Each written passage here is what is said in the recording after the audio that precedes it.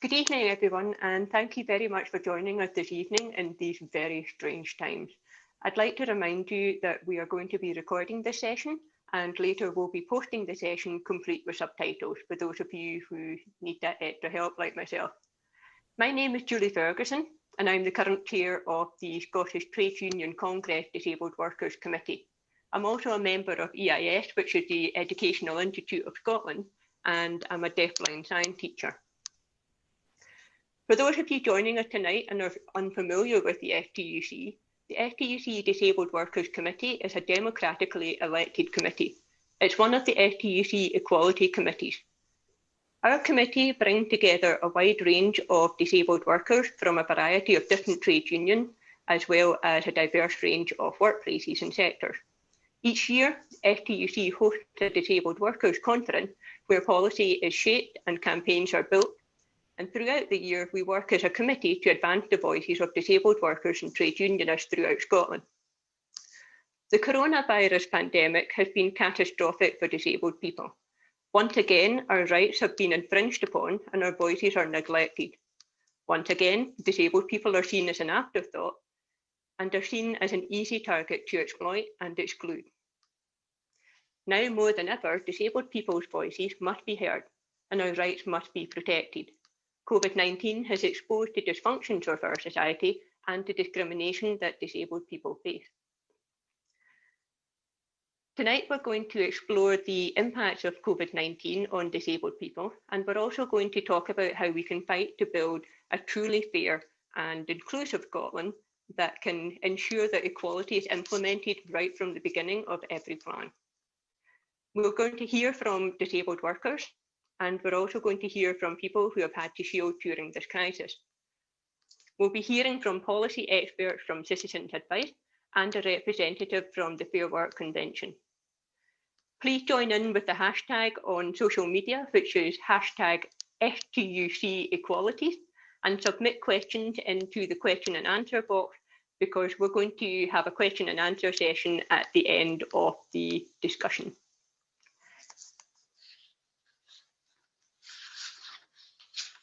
Once we've heard from all of our panel speakers, we're going to have a short question and answer session, so please remember to pop your questions into the box. I hope you enjoy listening to our speakers and that you will join us going forward in raising the voices of disabled people and being an advocate for disabled rights in the workplace and beyond. We're going to start with Erin Macaulay, who's going to speak briefly about equality reps.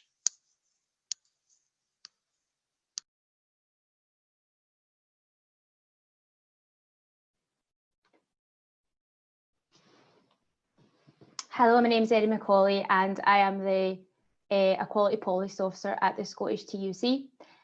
Tonight I'm just going to give a little brief insight into some of the opportunities that people who are watching tonight can get involved in on behalf of my colleague Ewan McLaren. Our colleagues at the Scottish Union Learning and the STUC have an incredible equality rep network. So anybody that is watching tonight that is a rep, an equality rep already, I would strongly encourage you to get in touch with Ewan or myself if you would like to be part of that network. The importance of that network should be stressed really, and especially at this time. What that network does is bring equality reps across all of Scotland, a wide range of sectors to come together and share best practice on equality related issues and increase awareness of equality related issues in the workplace, and crucially build training and skills on a wide range of issues. So I'm going to pop Ewan's details into the box if you would like to be part of that network. If you are watching tonight and you are passionate about equality, then I would strongly urge you to become an equality rep and join a union and become a equality rep. And if that opportunity is not there, then get in touch with myself or Ewan and we can direct you to the right places on how you can become active within the union and active within the equality structures. As Julie has reiterated, the coronavirus has been catastrophic for disabled people, but it's also been catastrophic for equality, and it has reiterated the importance of us all to ensure that equality is not just something that we talk about, but it's actually acted upon. So I will put all those in the chat box, and if you would like to be involved in any equality related work, then myself and Ewan are the best people to contact. I do hope that you enjoyed tonight's webinar, and I hope that you come back next week for an LGBT webinar and the following week for a women's webinar, and continue to help us to ensure that equality is implemented on the ground in Scotland. Thank you very much, and I'll pass you back to our excellent chair, Julie.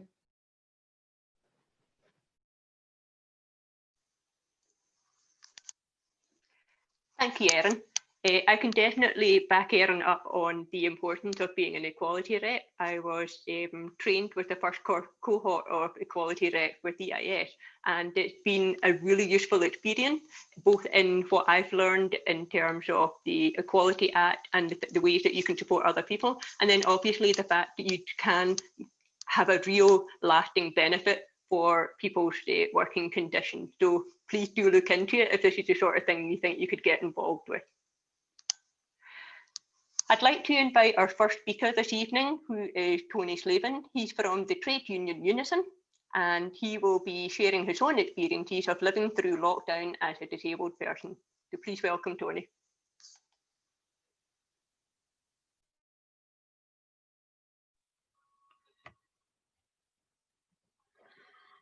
Hello colleagues, my name is Tony Slavin, and I've got another few facts about myself just before we start. I'm also the chair of Unison's Scottish Disabled Members Committee. I'm a lay tutor in Unison and deliver courses on things like employment law, health and safety, and mental health. But most importantly, I also jump about in powder blue suits and tartan suits with purple paisley shirts and shirts with skulls and guitars on them, and there's a reason for that, and I'll try to explain the reason. I was in Brighton and I was going to talk at conference, and I was walking down the aisle to get to the seats at the front before you speak, and I heard two guys that were sitting talking to one another. And see, the thing is, I used to dress in black all the time. I dressed in black because I couldn't find anything darker. So I was going down the aisle, and to my left, I heard the two guys talking, and they said, "Oh no, it's that health, it's that disabled guy. Oh, gloom and doom. Oh, here we go. Oh, we can't listen to this." And right there and then, I says to myself, "Is that really the way I project my disability?" So, powder blue suits. Okay, if we can go on with the business at hand. As a very disabled guy, we decided to self-isolate on Monday the 16th of March. My head of personnel, I work for South Lanarkshire Council, my head of personnel and HR told me that shielders, people like me, would not be expected to return to work until way into the new year. And I thought to myself, immediately, I'll only return to work way into the new year. I need to find a buyer for 8 suits and 35 shirts. No, I immediately thought, my first thoughts were, upheaval. What are we going to do? What are we going to do? How am I going to get my disabled people, myself, how am I going to get their workstations from their work to their home? How's that going to happen? Most of us will certainly have reasonable adjustments at work, which is special chairs, special layouts for our desks, that sort of stuff. So how are we going to get this stuff home? What you have to remember is a laptop plunked on a kitchen table is not a workstation. It will damage you if you do it in any sort of permanent way. So I thought, right, get your ducks in a row. What are we going to do? How are we going to fix this? Fortunately, at the time, Unison was setting up courses for tutors to train COVID safety reps, which means that, so in Lanarkshire, myself and our two colleagues delivered a suite of courses to teacher reps how to measure and how to inspect workplaces to make them COVID safe for service recovery. Service recovery is just for people getting back to their work. So risk assessment, no. Do you know what? I'm not going to talk about risk assessments just now. We'll hit them later. Here's a few things that affect disabled people, how COVID affects disabled people. How do you social distance if you're blind? The BBC reporter Ian Hamilton, who stated quite openly, he's been blind since birth and he's well into his 60s now, and he says he has never felt more blind since the onset of COVID. Moving on, those colleagues with hearing difficulties who rely on facial expressions, rely on lip reading for communication. If everybody is jumping about with masks on or face coverings, can you imagine the difficulty they're going to have in communicating? Also, people with communication difficulties, learning difficulties or mobility problems. And if COVID-19 affects workers, double it, treble it, if you're thinking about somebody with a disability going about their work.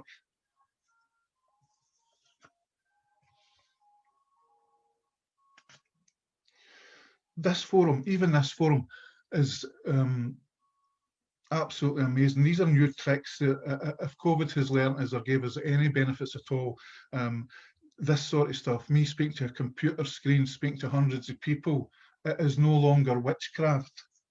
It is something that is perfectly normal.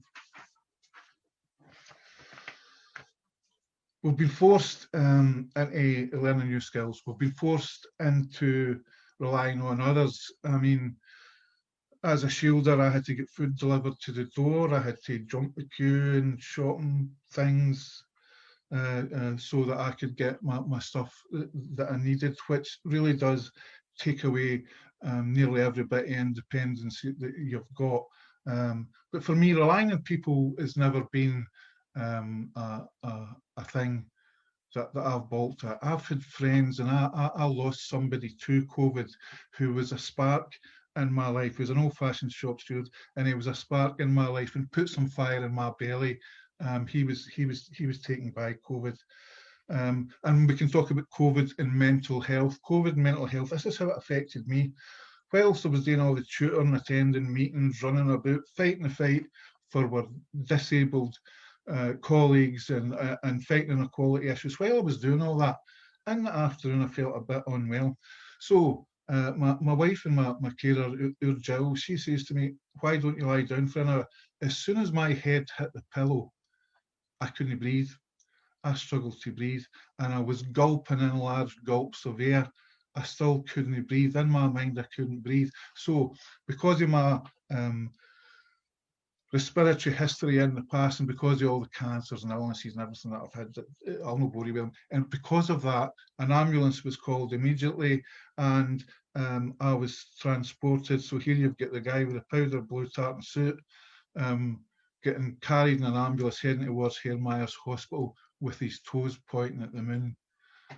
It was nothing. It was a panic attack. I say it was nothing. I was terrified. I thought I was going to die. I really did. I thought I was away. Fortunately enough, it was only a panic attack. Back to COVID risk assessments. A lot of my disabled colleagues are exempt from wearing a mask. So was I. But getting into the hospital, they kept putting a mask on me, and it was really, for somebody that can't breathe, putting a mask on them is a strange cure. So disabled workers who are turning to work should make sure that their employer carries out a COVID risk assessment. It's one of these forms. It's a form like this. What you've got is you've got ethnicity, BMI, and you've got a range of diseases and problems down the one side, and every one of them gives you a score, and then you tot up the scores, and you get what's called your COVID age. My age is 89. I'm a brawl looking 89, and I am obese into the bargain, just to rub salt in the wound. Anyway, I hate this virus. I absolutely hate it. I hate it just because of what it makes disabled people do to comply. I also hate what it takes from us and who it takes from us, because this virus is like, it's like a leaky tap that requires constant attention just not to leak, just not to leak. Some of our colleagues that have been taken from us gave me a spark. Wee Jim that I was talking about gave me a spark, and it kindles flames of fight in our bellies, and it makes us stronger. The problem that happens is the people that give the spark, that get the flames, sometimes they don't get to sit around the fire. So it's left to us. It's up to us to fight for our future and fighting to be heard. Thanks very much.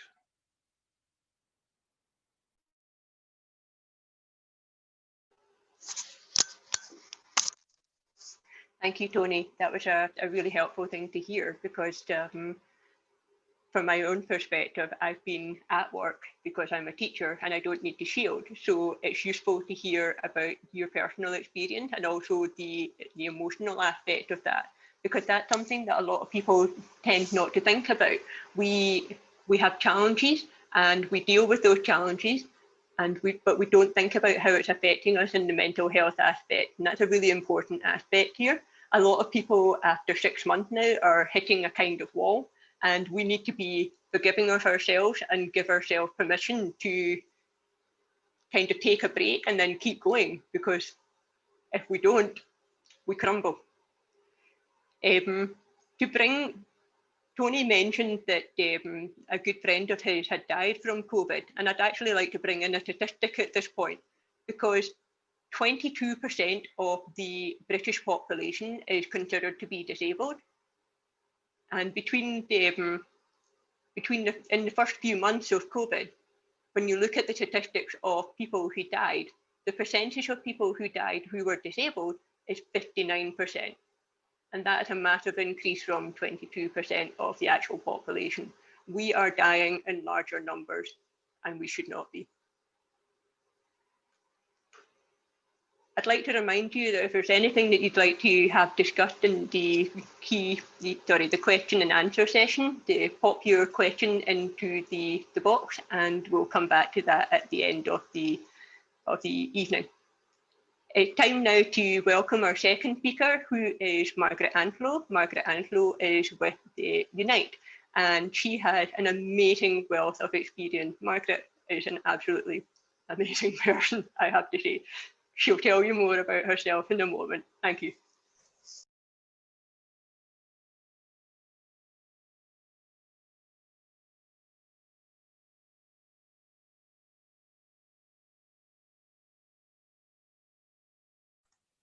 You're live now, Margaret. Right, can you hear me? Yes, loud and clear, thanks. Right, okay. Good evening, everybody. As my kind friend and chair Julie's just said, my name is Margaret Anslow. Just to give you a very brief overview of who I am. I'm an ex-RAF person who served during the Falklands War and joined the railway 26 years ago, during which time I've served as a health and safety rep for 23 years and an equalities rep for 14 years. In 2004, I won the TUC's first Health and Safety Rep Award for Transport Section. In 2006, I became one of the first 100 trained equalities reps and proud to be one of the STUC, and won their inaugural award for STUC's Equalities Award in 2007. So, as you can probably tell, I'm a member of the network. I really am passionate when it comes to health and safety and equalities, and how the two go, in my opinion, hand in hand. What I'm going to speak to you about tonight is basically, because I work for the railway, I work for Network Rail, Railtrack as was when I initially joined 26 years ago. My current role and has been for the last 7 years, is a compliance auditor, although I have been a signaller, maintenance worker as well during my time. I've got to say, on the face of it, Network Rail has been a very good employer during this lockdown. They, without a doubt, just said, if you're not safety critical, go home, work from home. But obviously, as time has gone on, as Julie says, 6 months now, COVID's starting to bite, and it's working from home is not for everyone. So they've basically introduced a 7-tier risk assessment. It's a very good one, but it has its flaws. For instance, the manager must select the personnel, and the selection criteria is: are you safety critical? Is it a case of you can't have the right equipment from work, or are you having issues working from home, such as you can't cope with isolation anymore? If you have, then risk assessment 2 comes into play, and you are assessed for your suitability to come back to work. We use what they call a RAG system: red, amber, green. Red means you're high risk, so you won't be coming back. Amber means you're medium risk, which only means you come back if it's an absolute necessity, and green means okay.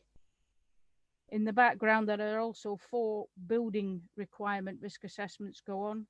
Now, I've had involvement in this personally because as a health and safety rep, I've been trained as a COVID champion, but also my compliance team was tasked with risk assessing a sample of over 200 buildings out of our 3,000 buildings to make sure that these were fit for purpose. And basically it covered everything from, was it the right type of building to bring back? Was the building suitable? In other words, had the fire risk assessments been reassessed? Had first aid been reassessed? What the building status was regarding cleaning? Was it clean? Did we have the right cleaning? And lastly, have we got the right measures in place, as in social distancing, not providing cutlery or cups anymore in the kitchens, having you bring your own, this sort of thing. From what I've learned from my audits, on the whole, it's pretty good. But when it comes to disability, I certainly found a few glaring things. Simple things like chair next to a lift where only one person's allowed to get a chair, so a disabled person can sit down and wait for the lift to use a lift.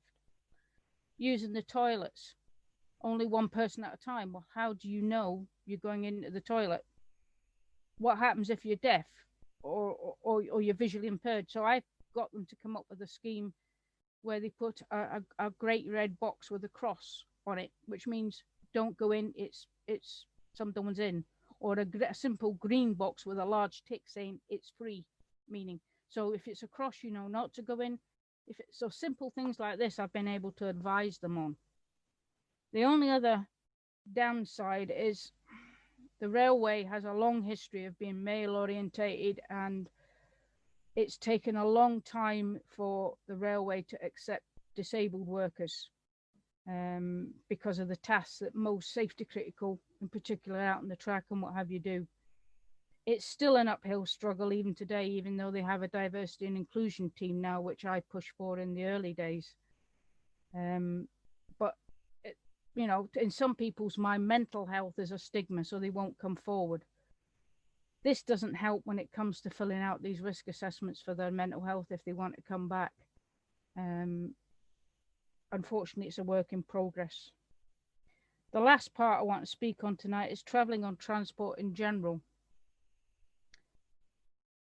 I have an issue with it personally because I sustained an accident 2 years ago where I fractured my ankle in 3 places, and I am now permanently disabled in that. Before that, I had, which like Tony said, I won't bore you, but I have several hidden disabilities as well, diabetes just being one of them, so I've been shielding. But I had issues getting on and off trains before my accident. Now I have a real issue. Platforms, and a lot of our Congress colleagues have mentioned the slam doors, but to be honest, normal trains, the gap is just sometimes too and I don't think ScotRail have taken this into account, the gap with people with a stick trying to lift themselves up with one hand onto a train is just not helpful. Network Rail I work for, yes, a lot of the brand new stations you will see, because we do take into account the equalities legislation. They are more purpose-built, but unfortunately, unless ScotRail work with us with getting the right trains that meet, it's still always going to be an issue.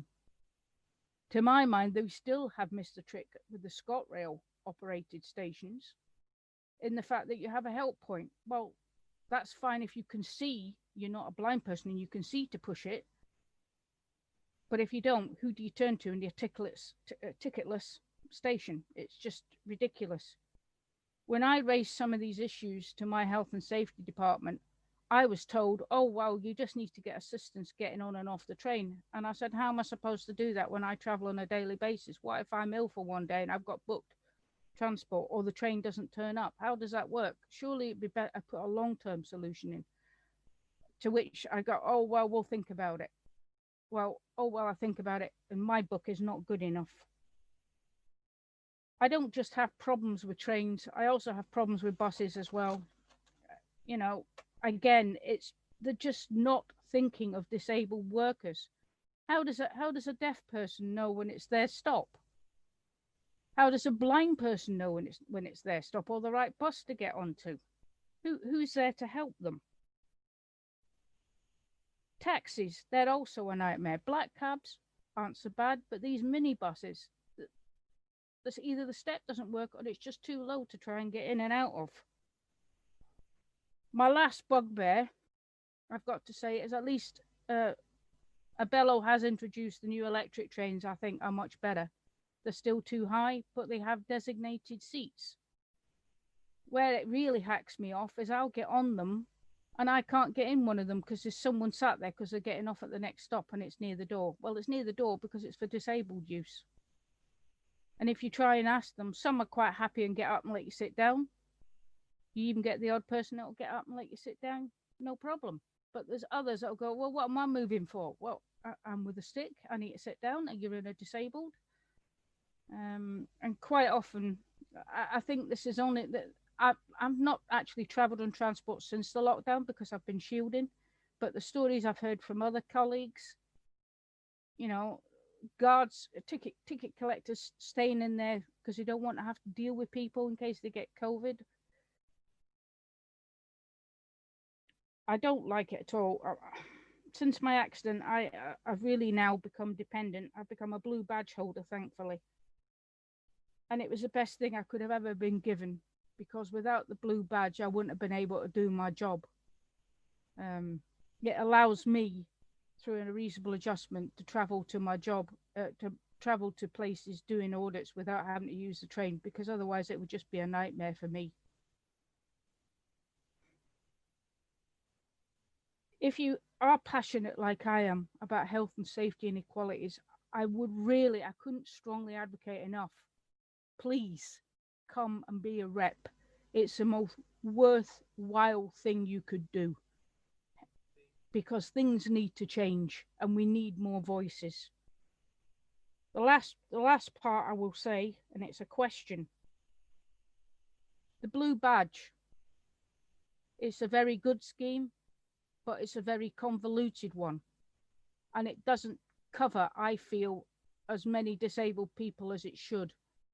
So to the Scottish Government, I'd ask, I've heard it's being reviewed in Scotland. Can I ask it's wider issue of whether you can walk? Can it be wider looked at? Because there are more disability reasons for needing a blue badge. I can honestly say that. And if you're a qualities rep and you haven't joined our network, I'm on that network. It's a very good network. It's very informative. It's useful to chat. Sometimes you just need to bounce an idea off someone. It's very good. Thank you so much for listening to me tonight. Thank you.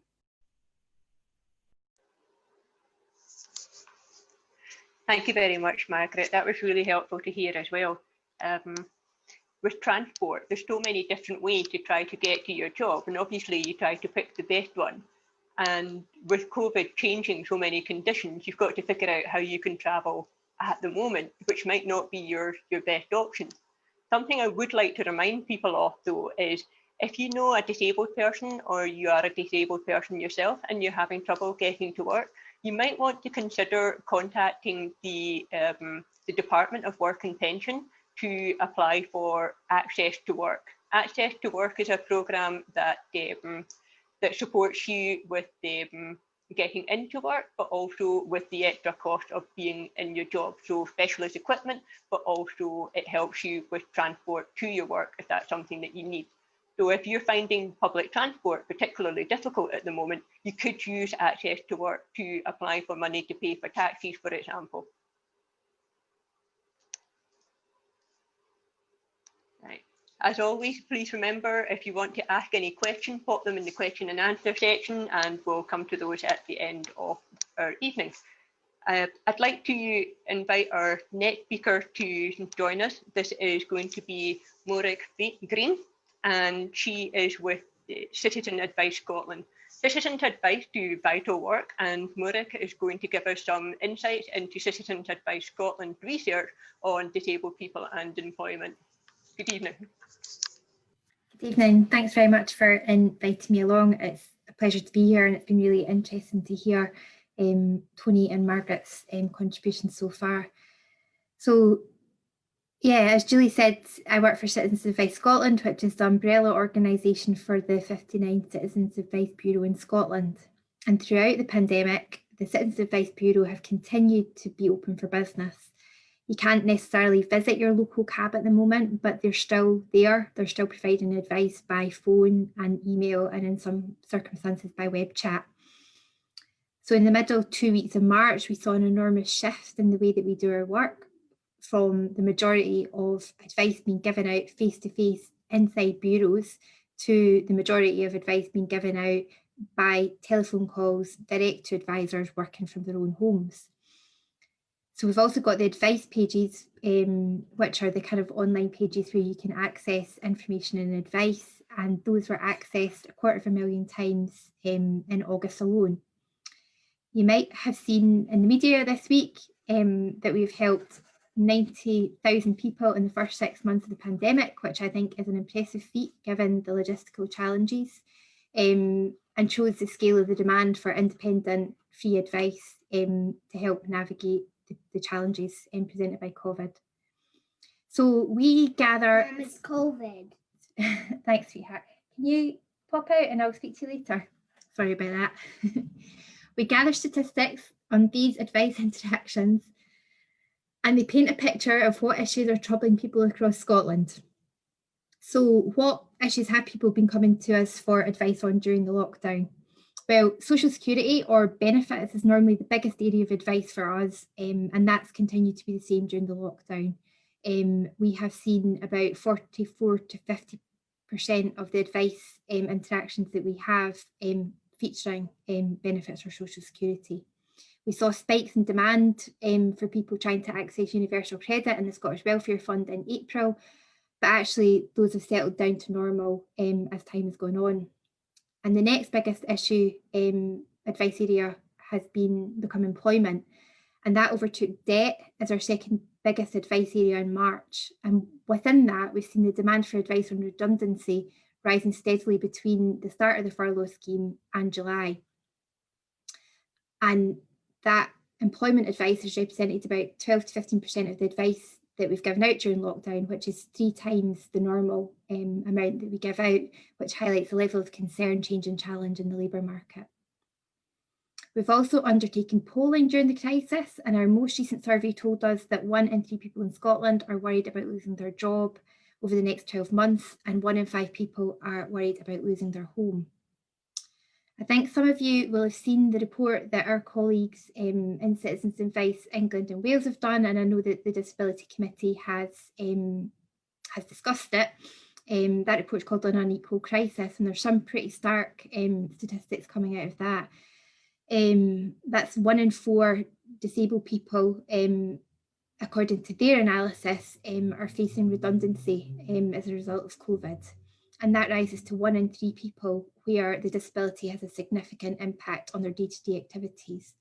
And also 1 in 2 people who are clinically vulnerable to COVID are facing redundancy. Unfortunately, we've not managed to crunch the numbers to the same extent in Scotland yet, but I can tell you that the most common issue that people with a disability or long-term health conditions seek advice from Citizens Advice Bureau on is social security, and that's not changed during lockdown. We have seen a growth in advice to that group on employment and charitable support during the crisis. The growth in employment advice has been driven by people looking for help on sick pay and self-employed people seeking support with businesses running on an ongoing basis. Hang on 2 seconds.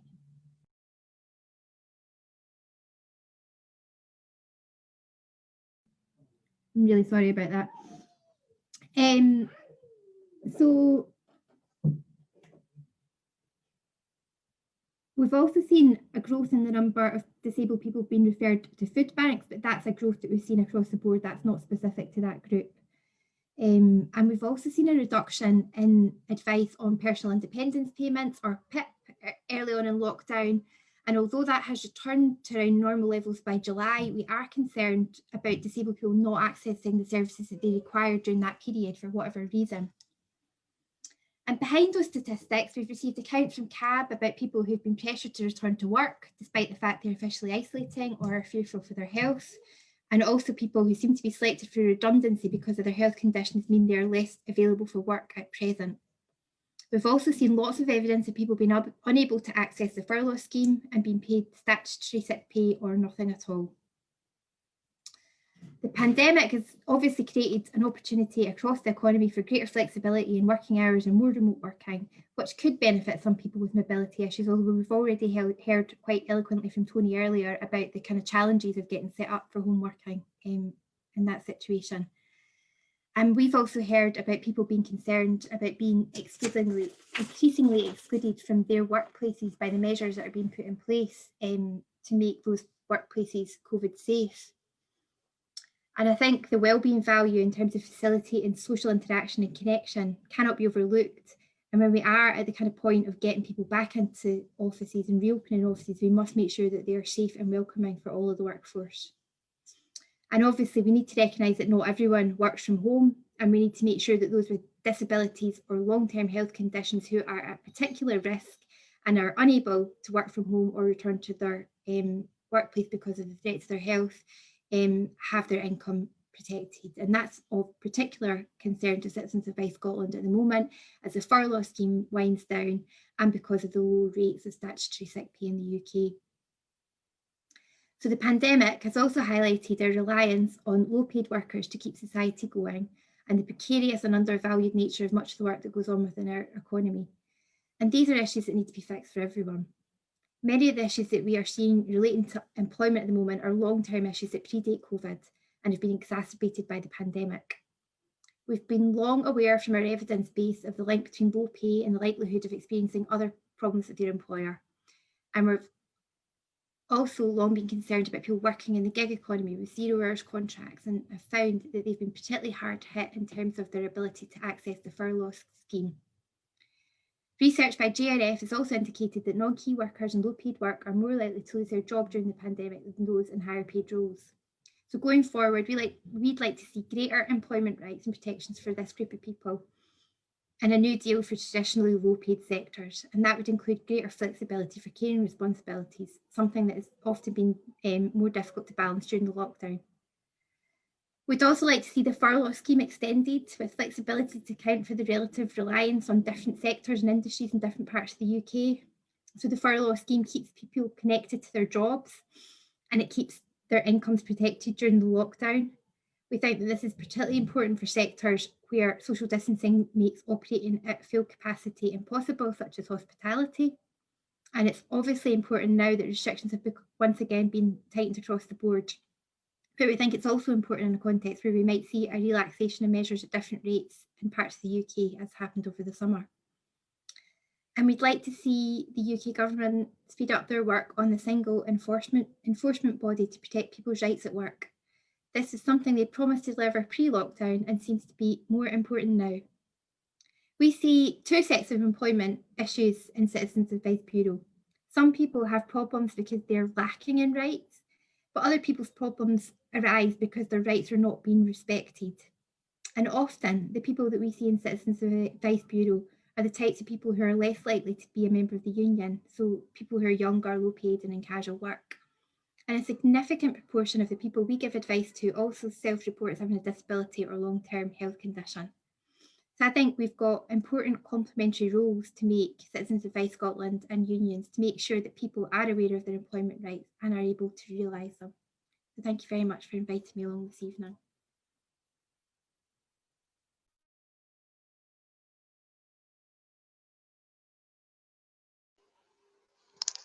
Thank you very much, Maurice, for that.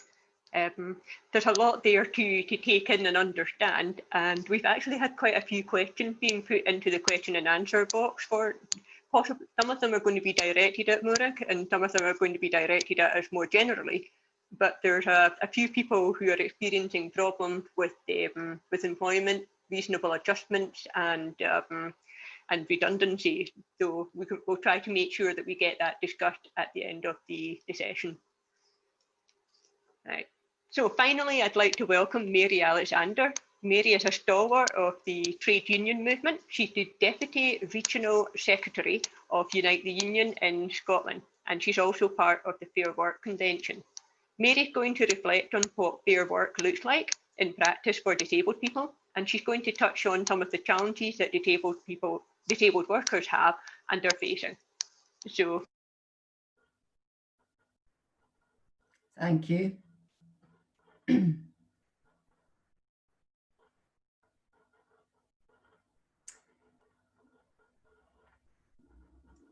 You can start now, Mary. Thanks. Okay, thanks. So I thought I would just outline the work of the Fair Work Convention and the Fair Work Framework.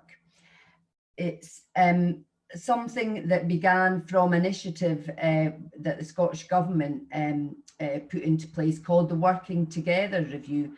And that was about looking at how Scottish Government employers and unions could work together to promote economic growth and equality. And it was at a time when there was a bit of hostility towards unions coming from the UK government.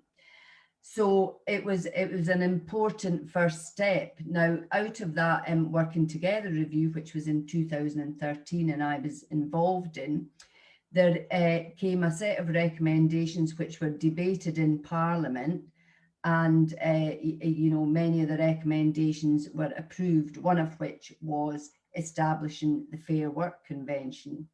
So that was established in 2015, and it was made up of people from industry, public sector, private sector, third sector organisations and trade union representatives.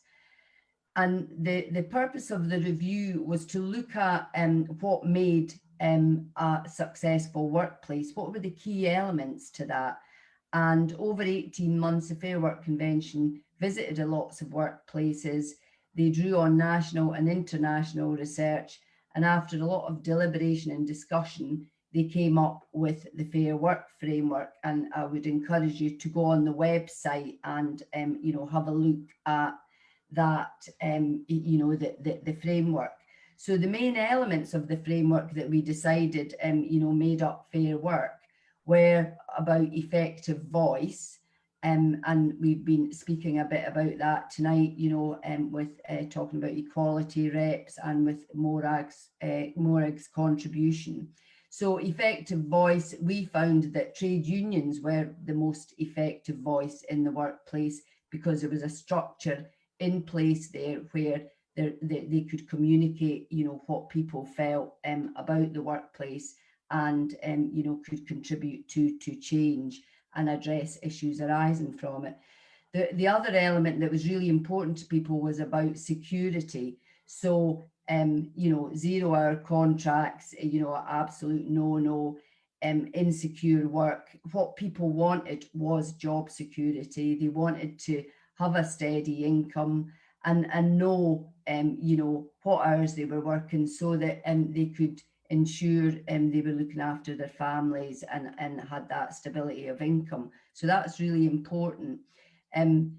Opportunity was also important, equality of opportunity, making sure that people, you know, it's not just the boss's, you know, son or daughter that gets the opportunities. The opportunity, there's equality of opportunity for all, and training in order for people to be able to do their job.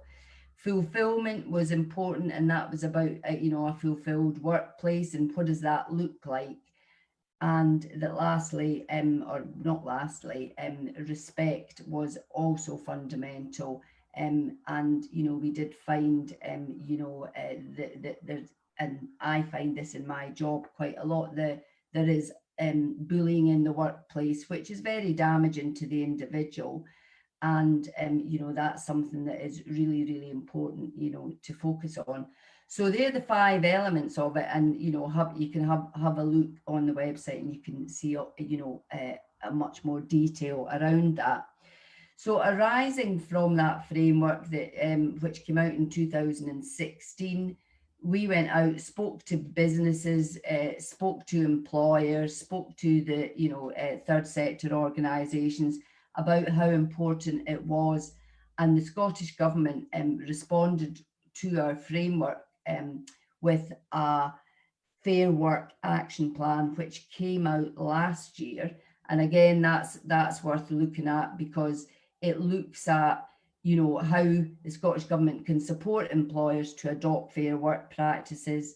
It's about how that can be delivered, you know, to a diverse and inclusive workforce, and embed fair work across the Scottish Government. So all the Scottish Government departments, fair work is embedded or being embedded across those.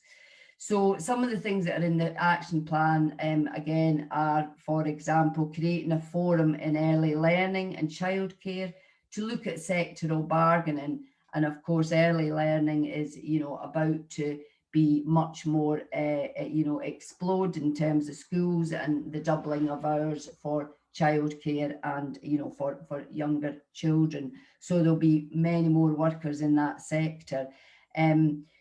The construction sector was also an important area for us because of the, you know, lack of job security and the poor terms and conditions in that sector. And in fact, I'm co-chairing a construction inquiry at the moment, which is looking at how we can use public sector money to embed fair work. And so the asks of those who are successful in the bid for whatever, you know, project it is, and they will have to demonstrate that they, you know, have fair work practices.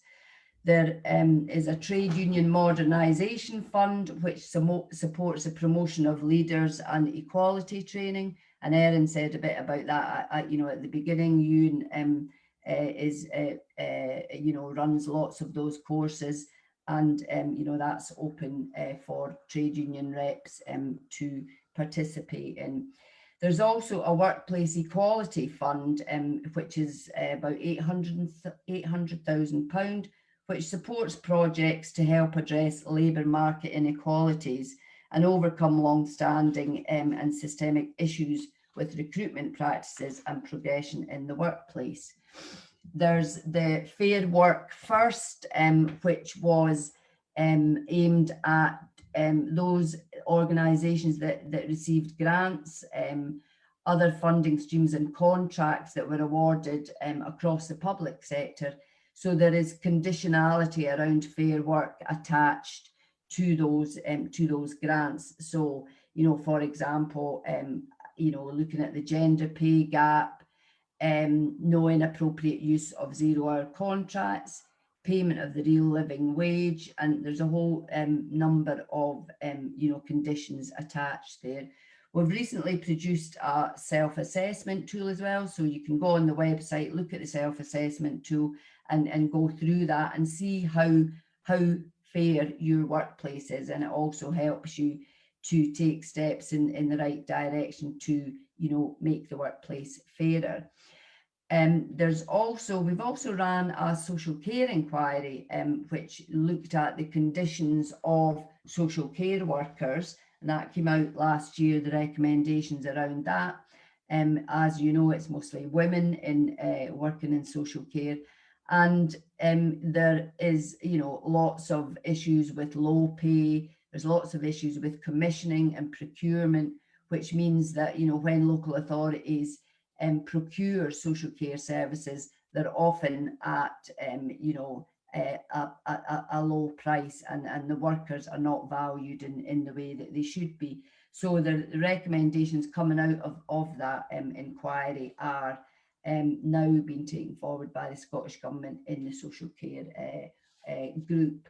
So that's more recently, what I would say is that during COVID, the collaboration between, the trade unions, employer representatives and the Scottish Government was, quite prominent, given the issues around PPE, around reasonable adjustments, around risk assessments, and disabled workers.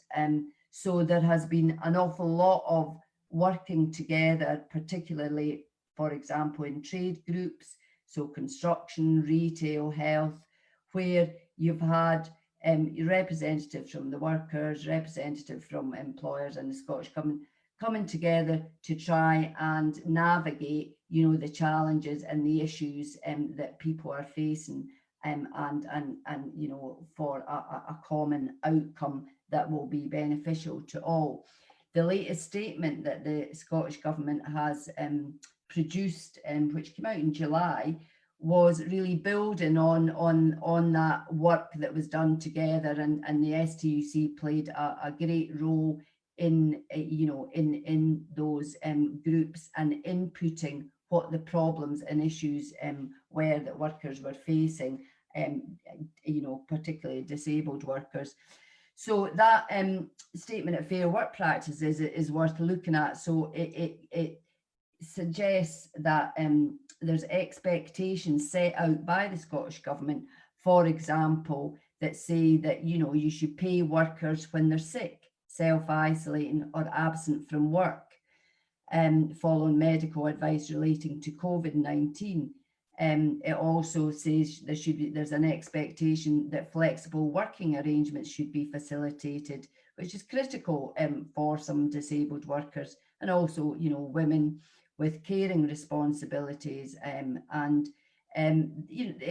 there's also a expectation in there from the Scottish Government to employers who should seek to minimise the detriment to fixed term, hourly paid or irregular contract staff, while temporary agency workers and self-employed contractors should be treated as if they were employees during the current health crisis. Now, I have done an awful lot of representation during, this period. In fact, all I seem to do, unfortunately, these days is advise people who are being brought back to work, and I've had, a number of disabled workers who are being expected to go back to work without in an unsafe workplace. And I'm doing, and there's no choice really for them. The choice is quite clear. If you don't come back, you don't get paid and you're at risk of losing your job. Now, of course, there's lots of good employers out there, but unfortunately, there seem to be a lot of employers who are using the COVID crisis to cut their costs and not make the adjustments that they should in the workplace. So there is lots of challenges around that, and I think Maurice mentioned redundancies. All I seem to do these days is actually attend redundancy consultations, and that's before furlough finishes. And it's really extremely, worrying, the position that we're in at this point before the end of the furlough scheme, and our unions have completely reiterated, support for extending that scheme. When you look at some of the statistics that Morag's given around disability, you know, that I think the Scottish Government, their latest figures on the employment gap for disabled people is something like 32.6% in 2019, which is pretty horrific. So there is an awful lot of work to do there in terms of, you know, supporting disabled people in the workplace. And, you know, there's, I think Julie mentioned access to work. I know that there is, the Scottish Government has extended the Fair Start Scotland for 2 years to provide support for unemployed disabled people and those with health conditions and other barriers that will stop them moving into fair and sustained work. There's also a number of other initiatives where the Scottish Government are working with third sector partners and, you know, working with the Chief Economic Advisor to analyse labour market statistics so that they can monitor changes to protected groups.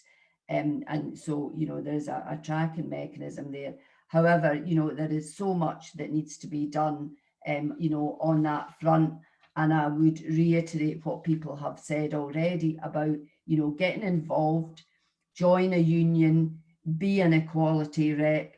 The unions have always been at the forefront of campaigning for change. You know, they're right behind disabled people. Fair work is something that applies to everybody, and we should be pushing our unions. We should be joining a union if we're not in one. We should be pushing our unions to really, you know, task employers that they are negotiating with on fair work. And, you know, we can use fair work to benefit everybody, and you know, the opportunities are there with, you know, disability that, you know, we can feed in to the Scottish Government. We see, you know, lots of the paperwork that around what's happening in the, you know, what the Scottish Government's commitment is in terms of disability. And, you know, we're, as trade union reps, we are committed to inputting, you know, what our reps are telling us from the trade union movement, and elsewhere, like, you know, Citizens Advice Scotland, etc.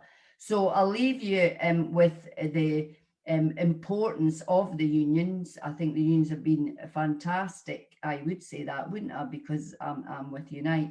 But I think the STUC has done a great job in engaging with people, because I think, as Maurice said, there is an awful lot of people who I come across who don't know their rights, but there is even more, it's particularly in hospitality, who are frightened to exercise their rights. And I think there's a big job that we have to do there in promoting fair work and allowing people to promote fair work. Sorry, thank you for that. I thought I'd put my phone off. I'll leave it there, thanks. Thank you very much for that. It was really helpful to hear about the Fair Work Convention. It sounds like it's basically made a baseline for where we're at, and we've got a roadmap for where we need to be. A lot of work needing done, but it's good to clear up what is actually needing done. Okay, well, now that we've heard from our panelists, but we've had some fantastic presentation tonight, we're going to move into the question and answer discussion. And we've had a number of questions put in from people. Feel free to put in some more questions if you haven't already typed one in. I'm going to do my best to get through as many questions as possible and make sure that we can discuss the different things that you're interested in, that you feel are important to talk about. Bear in mind that we will be wrapping up in 25 minutes, folks, which means that if we don't manage to get to all of the questions, I would like to assure you that we will save these questions, make sure that they have answers, and we'll post them online for you to have a look at later. So take a look at the @Disabled STUC Twitter account, and we'll give you details of where to find that when we've got them ready for you. Right, now, this is where I'm going to be leaning in and peering uncomfortably at my screen. I mentioned earlier that I am visually impaired, so I apologise if you get a rather large view up my nose. So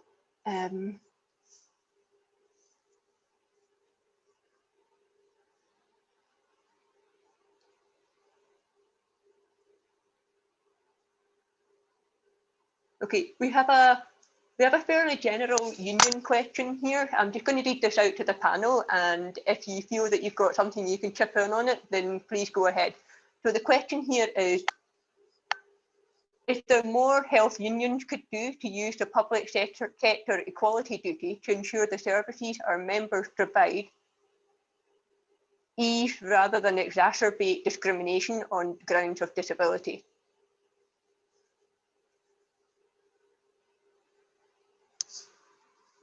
I'm not a member of a health union, but do we have anybody who can maybe speak to that?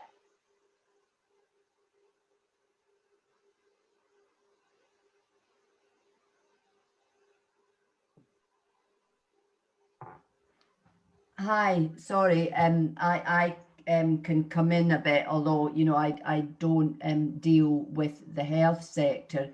But, you know, what I would say generally is that there is, you know, a lot more we could do to use the public sector equality duty to ensure services provide ease rather than exacerbate discrimination. I think there's a lot more we can do in lots of areas, and without, you know, having all the particulars to hand around it, public sector, you know, equality duty. I don't think we use it enough, and yes, I do think we should be pushing it much more.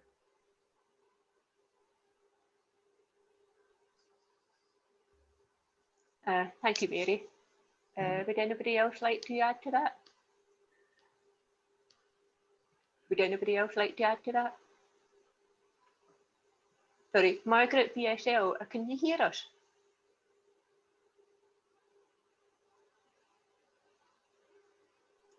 I think Margaret's having issues hearing, but I've advised if she takes out her headphones, she might be able to hear. So we'll just give her a couple of minutes to try and figure that out. Right, I'm sorry, who was actually speaking there? That's me, it's Karina. Ah. Okay. Okay, so here's a question. What advice would you give to those of us back in workplaces for work?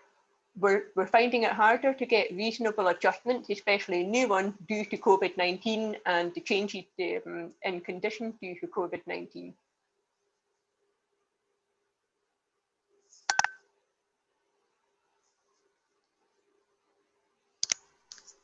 Can I just come in, Chair? Yes. I would suggest in the first place they talk to their health and safety rep and ask them to invoke Section 20 and 21 of the Equalities Act, which covers readjustments if they don't have success. But the equalities or health and safety rep should be helpful in being able to intermediate with the line manager to try and push it for them, I would have thought.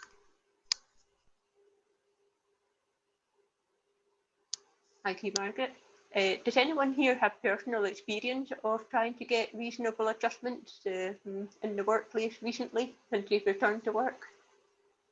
I do, but I want to check whether anybody else in the panel does. Tony? Yeah, I certainly do. We deal with cases where reasonable adjustments haven't been looked at, and we have to actually educate the management and the fact that reasonable adjustments doesn't just mean, oh look, we'll get you a chair. Reasonable adjustments can be things like working from home, like changing your days of work, all these sort of things that are no palpable. They don't have to be changing your workstation. You can actually change your shifts. You can get redeployed. All these things are reasonable adjustments, and it's not just as plain as the nose in your face. There's different reasonable adjustments that can happen. And you're right, it's Section 20 and Section 21 of the Equalities Act. So the stuff's there. Get an equality rep, and I'm quite sure they'll fill their boots with that sort of case.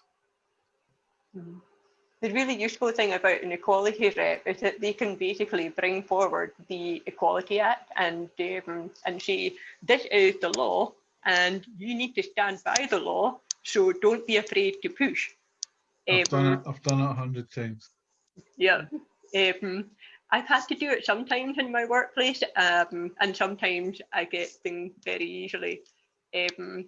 I'm back in my workplace. I work in a school as a teacher.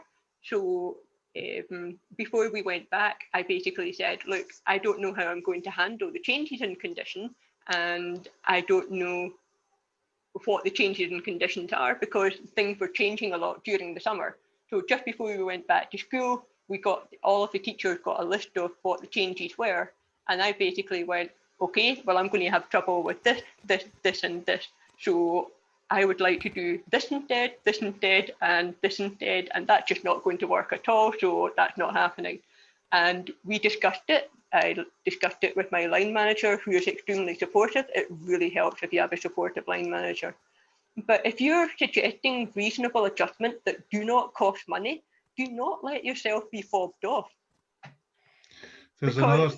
They can't justify that. If you're suggesting something that they will help you and doesn't cost them money and doesn't cause a problem in the workplace, you're perfectly entitled to it. The idea of reasonable adjustment is, can the workplace put it in place at a sensible cost and trouble to themselves?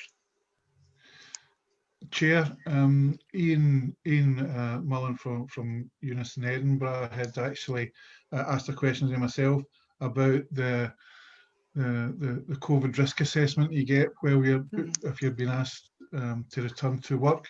And I used the Scottish one just so I wasn't being parochial and actually using the Unison one and showing everybody the Unison one, because in South Lanarkshire we actually had a Unison one and changed it. But the Edinburgh, sorry, the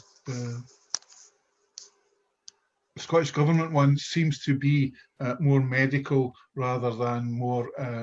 The Unison one seems to be easier to interface with people with disabilities. It's a lot easier to talk about that sort of stuff. So you make it a bit softer, and you change the way it looks a wee bit, and of course, as Margaret said earlier, you use the rag, so you can actually see it dead easy, red, amber, green. So use that document when you're coming back as well, and that will give you reasonable adjustments that you should be having as well. That's the risk assessment. That goes on to the safe system of work, and obviously goes on then to the reasonable adjustments. Thank you, Tony. Another question that we have is, how do we organise around increased stress, especially when you already have poor mental health in workplaces which are open, e.g. schools where there's high risk of COVID, other than generally organising for better health and safety measures, which is of course very important. So protecting mental health and trying to decrease stress. That's a pretty tricky question, because obviously this is a very stressful situation. Margaret, have you got anything to contribute to this? Well, certainly in my workplace, we've now introduced stress workplace surveys, which my team's undergone. Because without going into detail, my team over the last 2 months have been under increasing pressure and changing priorities, and the management hasn't listened, so we've had to invoke this process. For Network Rail's point of view, it's a very straightforward, simple 3-page document, and it just takes you through what areas is causing you problem, things like workload, pressures of work, this sort of thing, and it asks you to log them all down, and then you discuss with your line manager what controls can help. Now, that's on the back of Network Rail does have a good stress policy. The trouble is stress, but having a policy and it being invoked correctly isn't always the twain. So yeah, I'd push for Summit to firstly have they got a proper stress policy, and if they have, through that stress policy, I'd push to get proper stress surveys done, that staff are able to then use that as a format to discuss with their manager and hopefully get something put in place for them. Thank you, Margaret. It definitely helps if you can try to pinpoint the source of stress, and if you can, a solution for it, because that makes the conversation with your line manager much easier rather than saying, I'm stressed, and then staring at them. I find that my line manager likes me to come with a possible solution, and then we can go from there. It might be things like reducing contact with a particular work area to refer back to being in a school. I'm having a lot of difficulty with my younger classes because of my hearing and my visual impairment. We have masks being used. I'm having to be more vigilant than I normally am, which is putting a lot of physical pressure on myself. And so I've been discussing with my line manager, okay, this is the thing that makes me most stressed in my job. So how can we reduce that? So we've been talking about strategies to try and support me better with that class. But if it gets to it, he is willing to arrange a timetable so that that class comes off my timetable and somebody else deals with them. So it's something even that's useful is talking about the potential solution, and knowing that that is there and available for you if you want it can also be useful, even if you don't use it. Are there any other comments on the increased stress at the moment? To open this up, Tony? Thanks, Chair.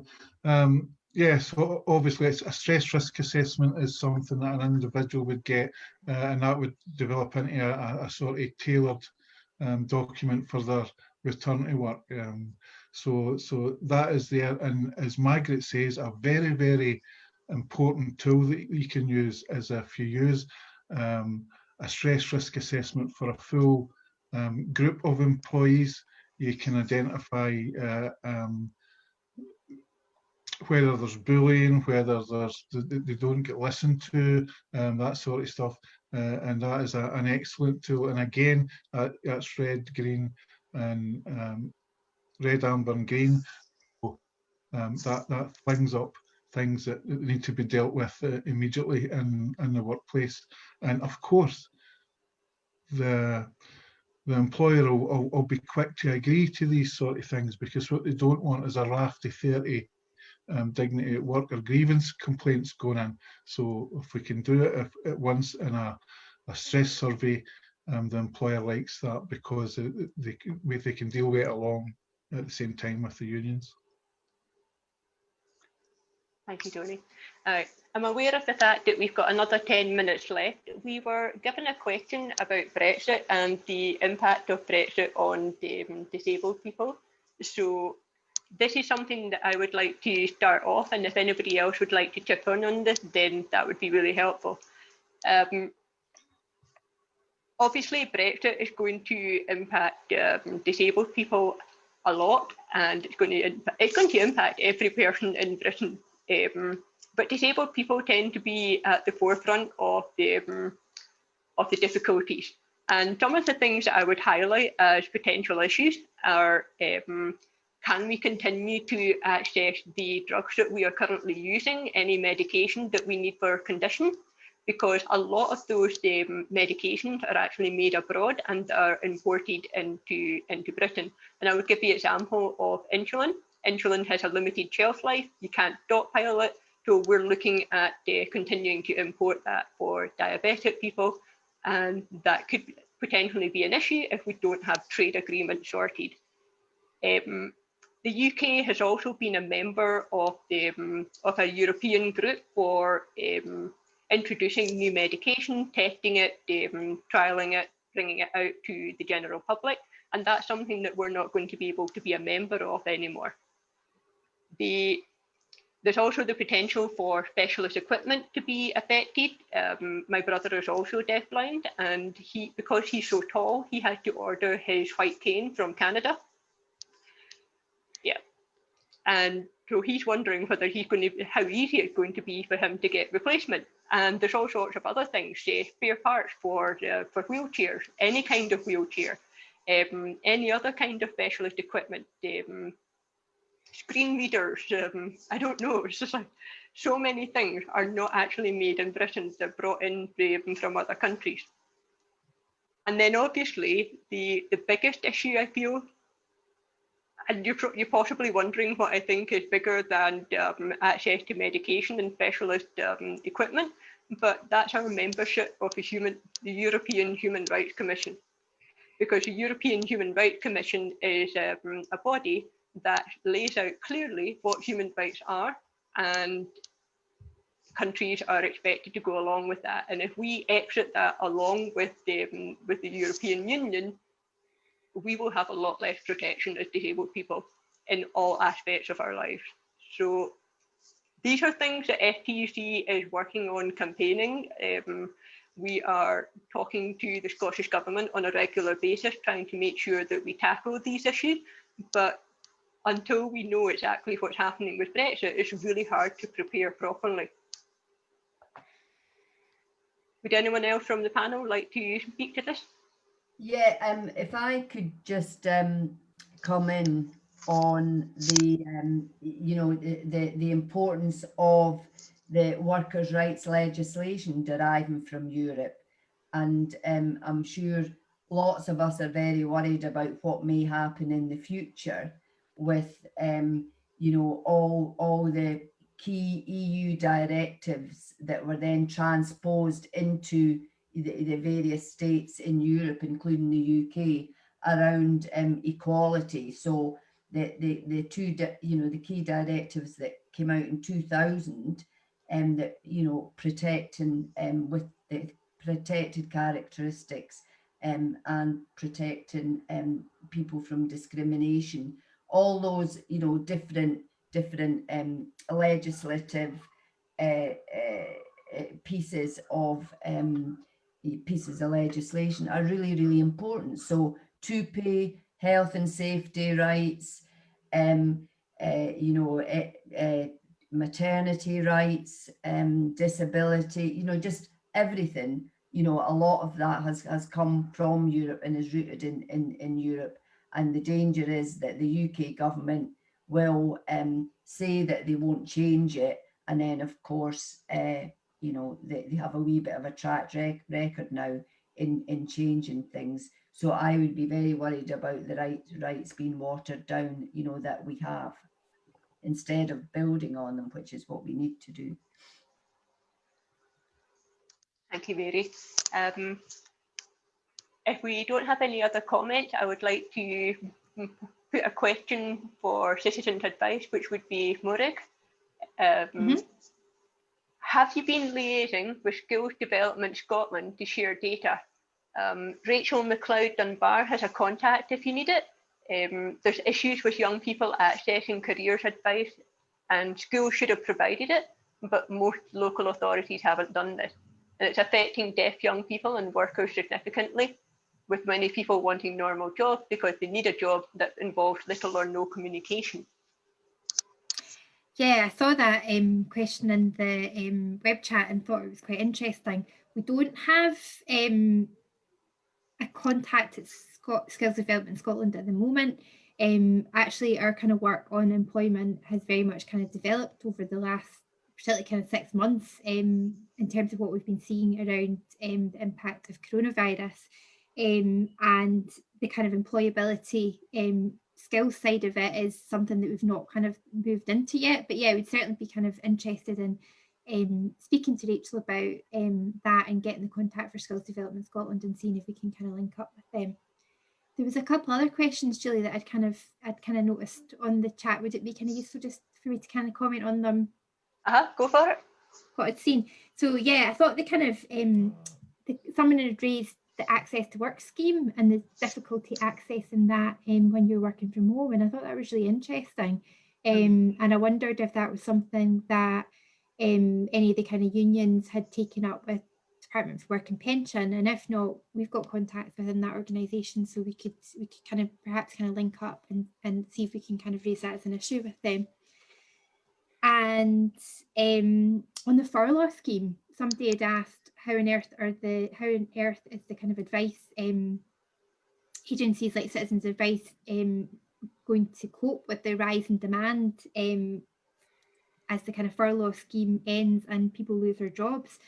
And it's going to be challenging. I think the whole pandemic and the kind of rise in demand we've seen for advice across the board has been challenging for ourselves and also for other organisations, and obviously the kind of the funding landscape's challenging as well. But in good news, it looks like there's going to be an announcement tomorrow afternoon from the Chancellor about continued job protection. So we might we talked earlier about how kind of fast-paced things are and how things change day to day, and it looks like there might be kind of an extension to the furlough or some kind of other kind of protection to jobs, which would be enormously helpful to disabled people and also to kind of workers generally. And the other kind of thing that I picked up on that was interesting is one of the participants had asked about reasonable adjustments to online working and kind of participating in online meetings, and that's not actually something that I've got an answer to. But I thought, given that we're here today, that there's probably other panelists that have got kind of insights on that. So yeah, I'd like to echo that question and get some insight from others on that. Thank you, Maurice. A quick question from Facebook. This is, I think this is probably going to be our last question, but I would like to assure you all that any questions that we've not been able to answer tonight, we will be writing up and posting for you. So please look out for that, and we're not ignoring you. But this last question is a fairly straightforward one.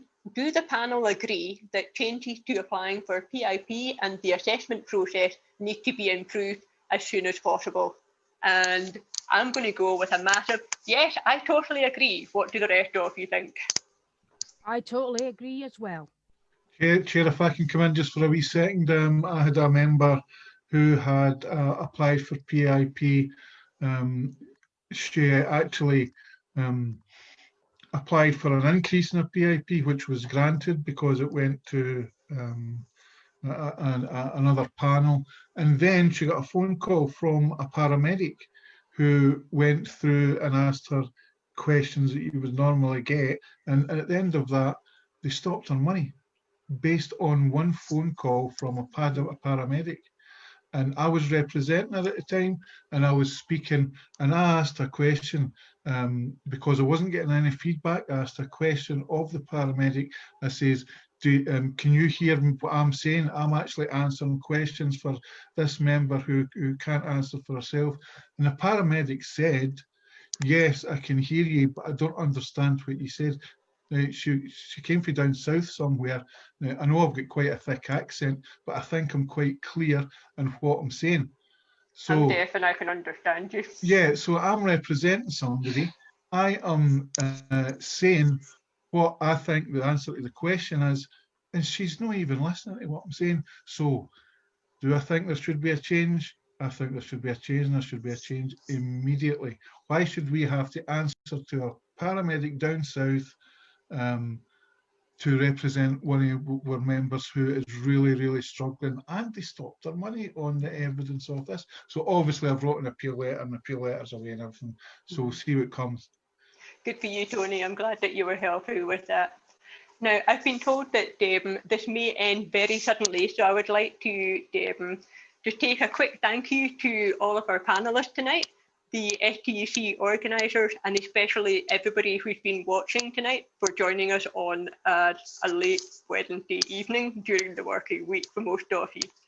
Please do not let this be the only evening that you discuss disability-related issues and rights, because this should be the start of a broader conversation that we can take to our workplaces and communities.